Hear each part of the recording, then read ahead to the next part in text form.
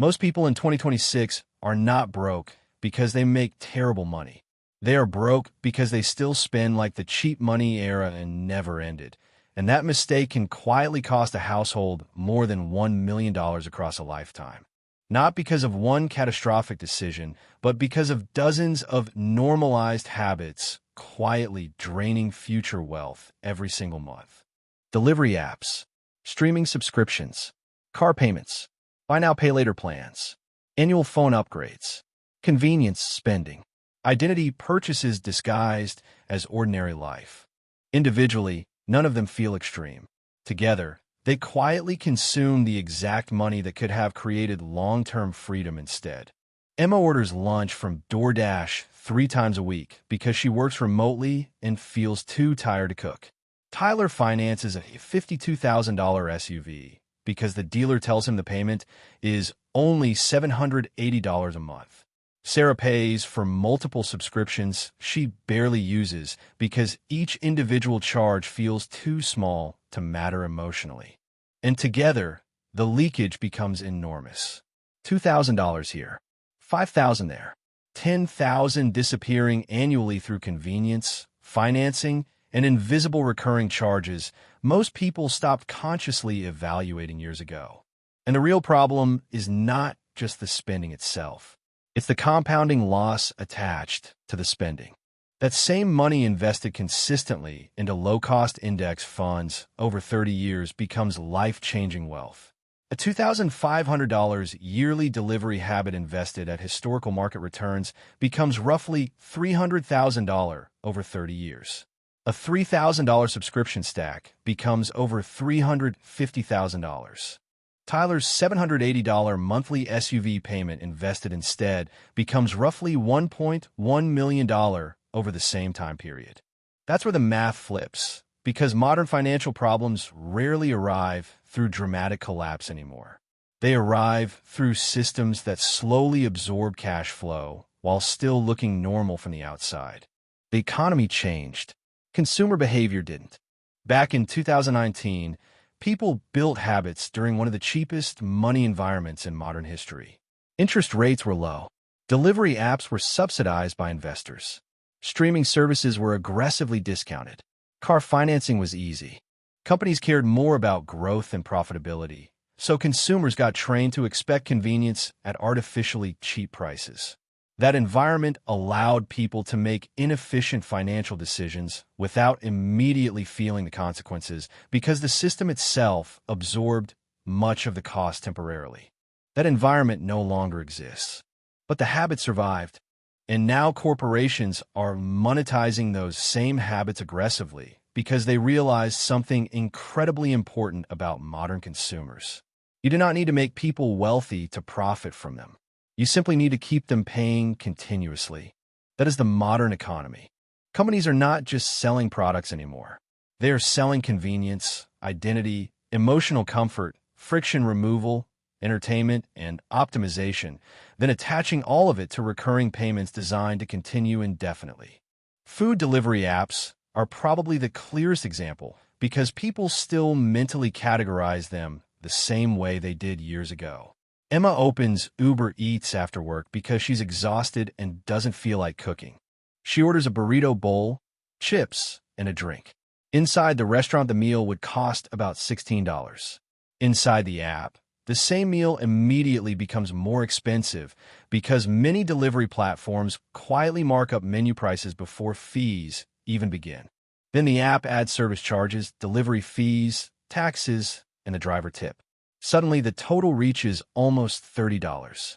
It was not a $16 meal. It was a $30 habit. And because the increase happened gradually over several years, people adapted psychologically before they analyzed the numbers financially. That's how modern pricing works now. Companies rarely shock consumers with one massive visible increase. They slowly normalize higher pricing until overpaying starts feeling emotionally ordinary. Emma tells herself she's saving time, but this is the part nobody notices. Most of the saved time disappears into scrolling social media, watching YouTube, or lying on the couch exhausted anyway. The convenience did not create productivity. It simply removed friction while doubling the price of an ordinary meal. 3 delivery orders a week creates roughly $2,500 a year in fees and markups alone. Over 30 years invested at 8%, that becomes around $300,000. Same money, different direction. And the same thing happened to fast food generally, because people still treat it like a budget category, even though the economics completely changed. In 2019, fast food still occupied a clear role in people's minds. Cheap, fast, convenient, maybe unhealthy, but affordable. That category barely exists anymore. In many American cities, a fast food combo meal now costs $15 to $18 before delivery even enters the picture. Add delivery, and suddenly someone is paying restaurant-level prices for industrial food reheated in a paper bag. Fast food is no longer cheap. Is convenience priced like a restaurant?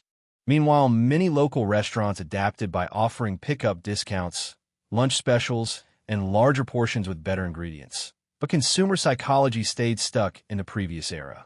People still think they're making the economical choice while quietly spending far more than they realize because the transaction still feels emotionally associated with cheap food. And once you start seeing the pattern, it appears almost everywhere. Streaming services are another perfect example because they originally promised simplicity and savings. People canceled cable because streaming platforms claimed they would provide cheaper entertainment with more flexibility. At first, that was true.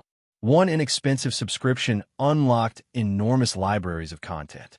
Then every media company launched its own platform, fragmented the market, removed shared licensing, and slowly rebuilt the exact same cable bundle consumers originally escaped from.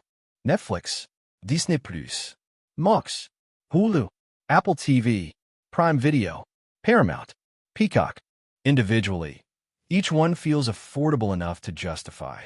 Together, many households now spend well over $100 monthly recreating modern cable television, while simultaneously tolerating advertisements and constant price increases.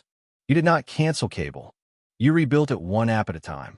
Sarah notices this one evening while scrolling endlessly through multiple streaming services trying to find something to watch after work. She spends more time deciding than actually enjoying the content itself. That's the irony underneath modern convenience culture. The original promise was simplicity, but eventually abundance created friction of its own. And because the payments happen automatically every month, most people stop evaluating whether the services still justify the cost. This is where the math becomes dangerous because streaming rarely exists alone. It stacks together with every other recurring subscription modern life normalized. Gym memberships people stopped using. Meditation apps opened twice. AI software subscriptions purchased during temporary bursts of motivation. Cloud storage plans. Productivity tools. Premium music subscriptions. Meal planning apps. Most recurring charges survive not because they provide extraordinary value, but because they avoid scrutiny long enough to become permanent. Subscription businesses are engineered around exactly this behavior. Free trials convert automatically. Cancellation takes multiple steps. The monthly price stays small enough to avoid emotional resistance, while remaining large enough to become enormously profitable at scale. Companies discovered that consumers tolerate low-grade, recurring extraction far more easily than large visible costs. The middle class is not being destroyed by one giant bill. It is being subscriptionized. Sarah finally opens her bank statement carefully and notices something uncomfortable. Multiple streaming services. 2 cloud storage subscriptions. A gym membership she hasn't used in months. An AI writing tool from when she briefly considered starting a side business. A meditation app. A premium calendar app. Together, the recurring charges total over $250 monthly. More than $3,000 annually. Invested over 30 years at historical market returns, that becomes roughly $350,000. The payment stayed small. The damage didn't. This same psychological structure appears in consumer technology, especially smartphones, because companies learned how to transform ordinary devices into identity products. Tyler upgrades his iPhone almost every year because the launch cycle itself became cultural conditioning. Better camera, slightly faster processor, new titanium finish, minor redesign. The improvements are real, but increasingly incremental. Smartphones matured technologically years ago. Meaningful leaps now happen slowly, often across multi-year cycles rather than annually. But the business model depends on convincing you the upgrade is emotionally necessary, even when the functionality barely changes. Tyler's phone already handles messaging, navigation, email, video, social media, banking, photography, and work perfectly well. Yet every September, the marketing machine activates again, creating the feeling that remaining on an older model somehow means falling behind. You're not buying technology anymore. You are renting relevance. Flagship phones now regularly cost well above $1,200 after taxes and accessories. If Tyler upgrades yearly instead of every 4 years, he quietly burns through thousands of dollars every decade for marginal improvements he barely notices emotionally after 2 weeks. A single $1,200 phone upgrade invested instead at 8% over 30 years becomes roughly $13,000. Repeat that cycle multiple times across adulthood, and the number quietly becomes enormous. Same money, different outcome.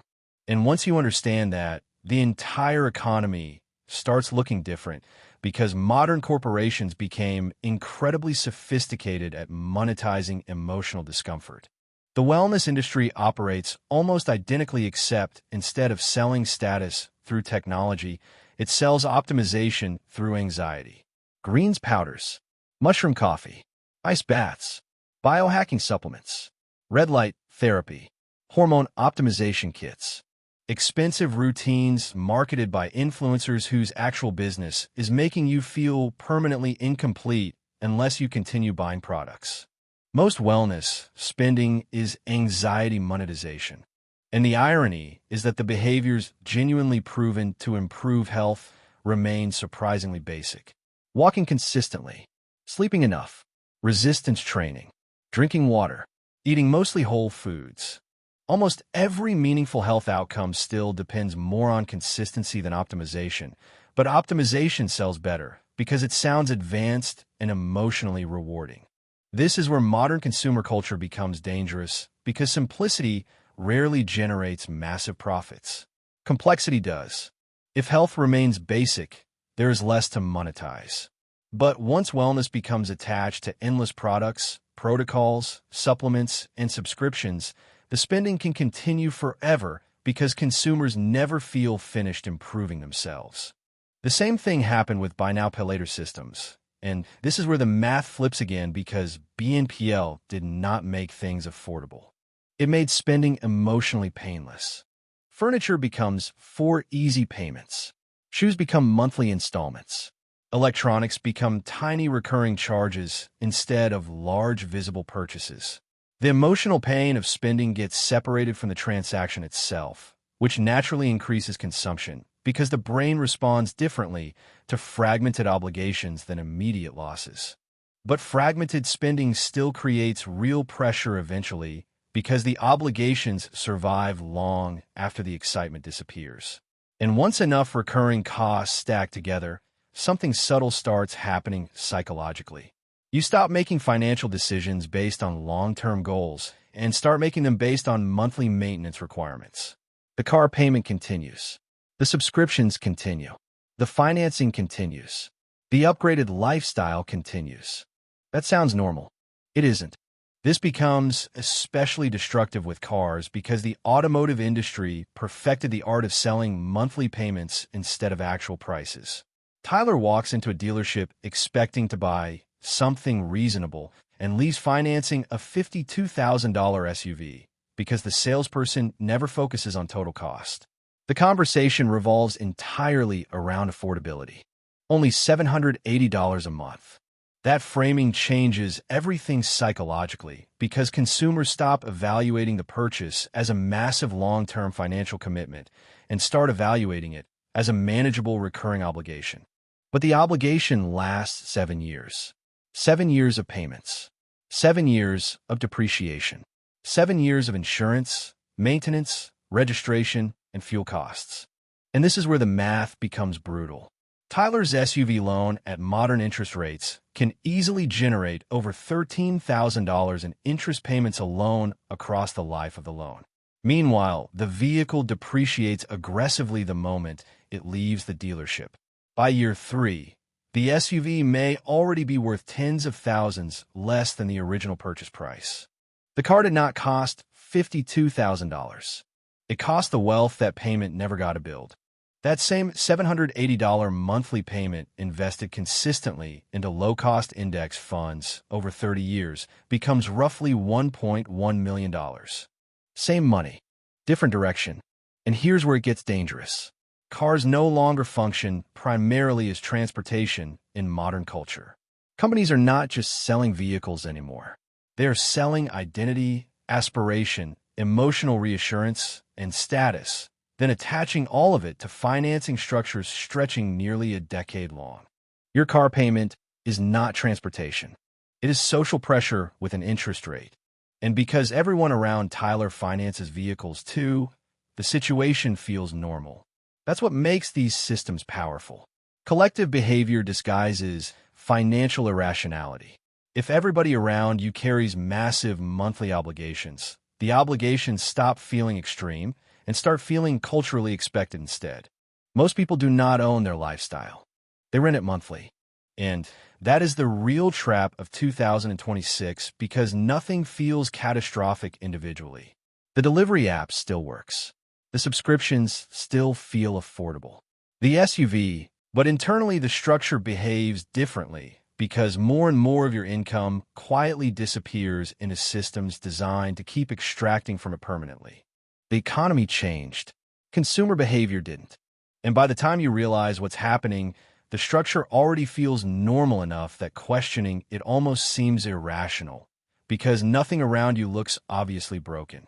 The payments still go through. The subscriptions still renew automatically. The delivery apps still arrive at your door. The SUV still sits in the parking lot looking successful. Your paycheck still hits the account every 2 weeks. From the outside, everything appears stable, and that is exactly why modern financial pressure became so difficult to recognize, because in 2026 the problem is rarely collapse. The problem is compression. More and more of your monthly income quietly disappears into systems designed to keep extracting from it before you even decide what you want your life to look like. At first, the shift feels subtle. You check your account balance before ordering food, not because you're broke, but because your breathing room feels smaller than it used to. You postpone replacing something that obviously needs replacing because the timing suddenly feels uncomfortable financially.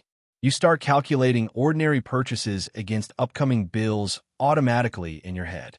Nothing dramatic happened. That's what makes the system so effective. It changes your behavior gradually enough that you interpret the pressure as ordinary adulthood, instead of recognizing it as a structural financial shift happening underneath your life in real time.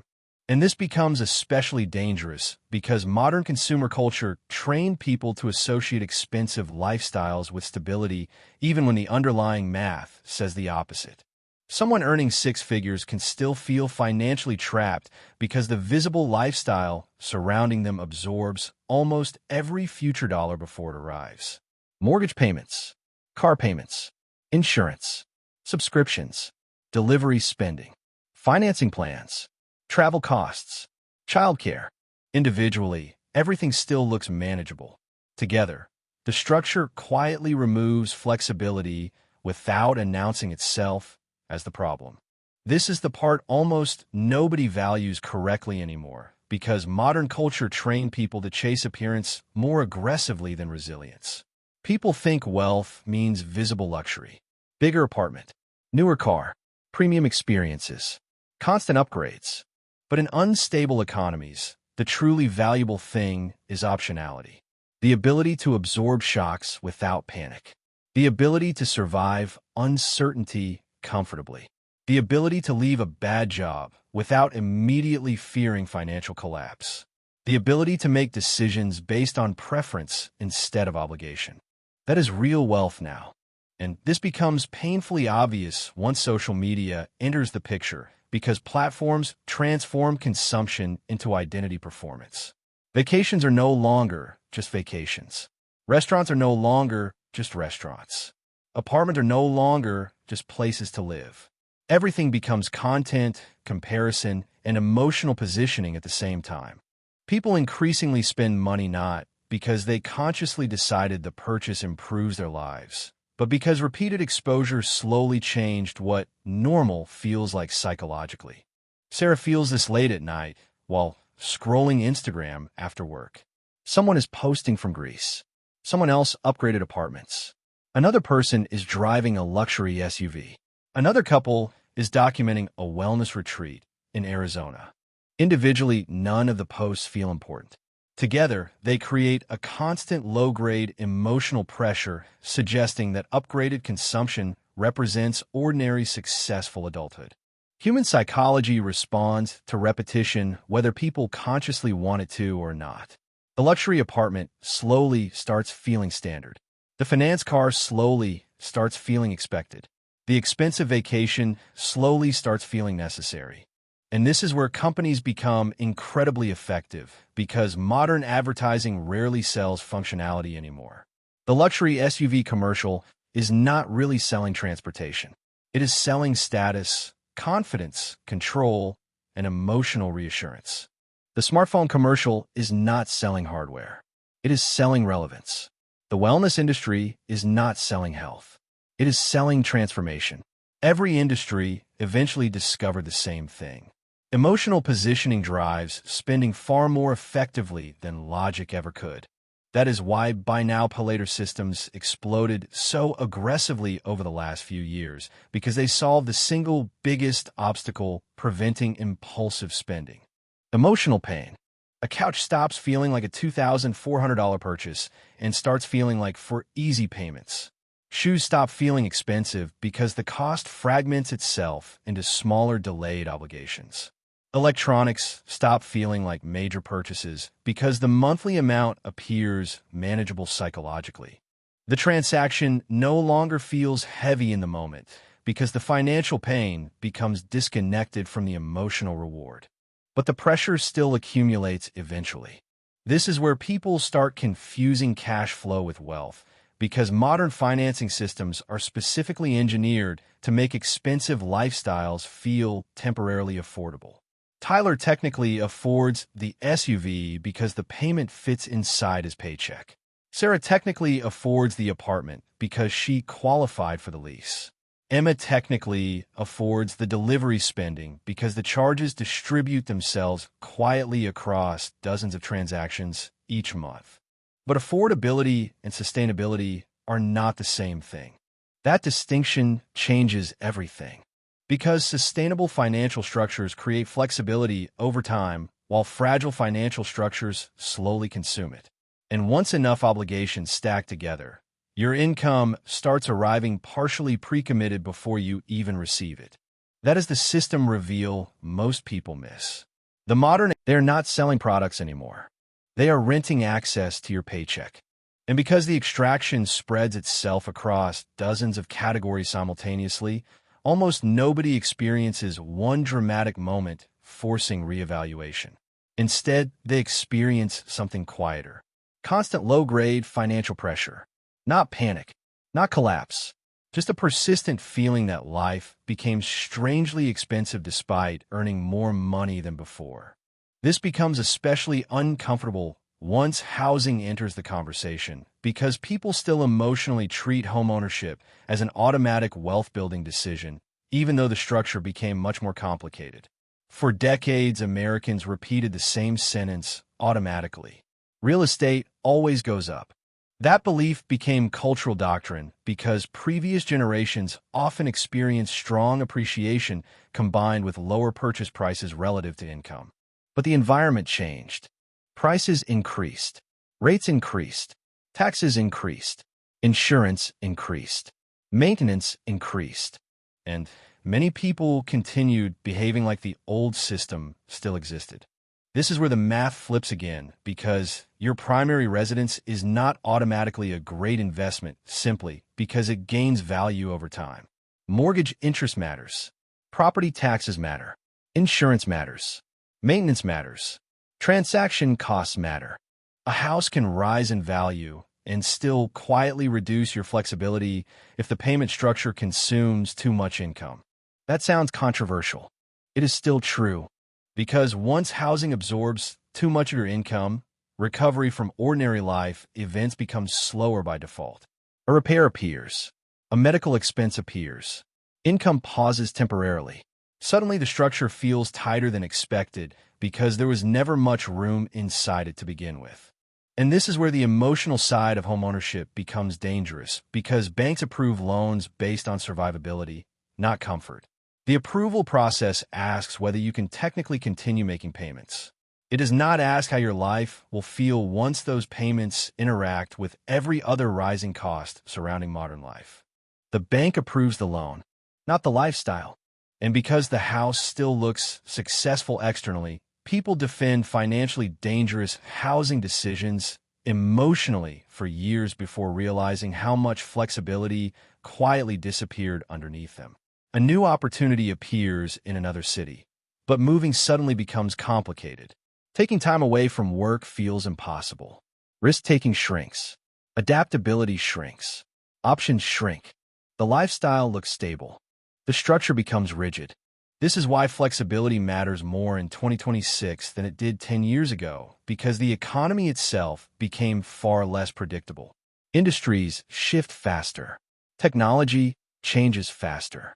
Entire career categories feel unstable in ways people barely imagined a decade ago. Artificial intelligence accelerated this anxiety because workers increasingly sense that long-term certainty itself became fragile. A few years ago, people assumed rising salaries and appreciating assets would eventually compensate for almost any inefficient financial behavior. But higher interest rates, higher living costs, and economic instability changed the equation completely. The same spending habits now create much larger long-term consequences because the surrounding environment became far less forgiving overall. That's why two households earning similar incomes can experience completely different futures. One household continuously converts income into ownership. The other continuously converts income into maintenance obligations. Same money, different direction. And the dangerous part is that the second household often looks wealthier for a very long time because visible consumption creates immediate social proof, while investing quietly creates almost none. Ordering delivery feels rewarding immediately. Driving a luxury SUV feels rewarding immediately. Upgrading the phone feels rewarding immediately. Investing consistently into low-cost index funds feels boring for years because compound growth initially behaves slowly and invisibly. Modern systems exploit that imbalance constantly because immediate dopamine consistently outcompetes delayed rational benefit in human psychology. That's why financial discipline increasingly feels less like intelligence and more like resistance against industries specifically engineered to monetize emotion, insecurity, attention, and convenience automatically. And once you understand that clearly, modern consumer culture starts looking completely different because the issue is not that people are stupid. The issue is that entire industries became extraordinarily sophisticated at monetizing behavior, while simultaneously making the consequences feel delayed, fragmented, and emotionally invisible. This is where the central idea becomes unavoidable. You feel trapped because companies learn how to rent your paycheck back to you. And they did it slowly enough that most people never realized the structure changing underneath them while it happened. That is the entire story. The cheap money era trained people to normalize convenience-heavy lifestyles during a period when corporations subsidized inefficiency aggressively. Then the subsidies disappeared while the habit survived. Delivery apps stopped competing for growth and started extracting profit. Streaming services stopped replacing cable and rebuilt it. Financing expanded into every category possible. Subscription systems spread across nearly every industry because recurring extraction became more profitable than ownership models. Nothing collapsed immediately. That's why it worked. And this is the mistake most people make at the end of the conversation because they assume the solution is extreme minimalism or refusing to enjoy life entirely. That is not the point. The point is awareness. Understanding which purchases genuinely improve your life and which ones quietly function as systems designed to consume long-term flexibility. Because once someone starts seeing the structure clearly, behavior changes naturally. The oversized car payment suddenly looks absurd. The streaming stack becomes visible. The delivery fees stop feeling harmless. The financing culture stops looking normal. The subscriptions stop feeling invisible anymore. And eventually something important happens psychologically because spending stops being automatic. That is where financial improvement actually begins, not through becoming a perfect investor or optimizing every dollar obsessively, but through regaining conscious control over where your money goes before modern systems permanently assign it elsewhere. Open your bank statement. Find one recurring charge you forgot existed. Find one convenience habit quietly draining money. Find one financed identity purchase. Cut one this week. Not all of them. One, because that is how breathing room returns. And once that breathing room returns, everything else starts changing with it. Your stress changes. Your decisions change. Your flexibility changes. Your relationship with work changes. Your future changes. The goal is not to look rich. The goal is to rebuild enough space in your financial life that ordinary problems stop feeling emotionally destabilizing. And now the choice becomes very simple. You can keep defending the habits that still feel normal because everyone around you continues doing the same thing. Or you can admit the economy changed and start rebuilding your behavior around that reality instead. One path creates maintenance. The other creates freedom.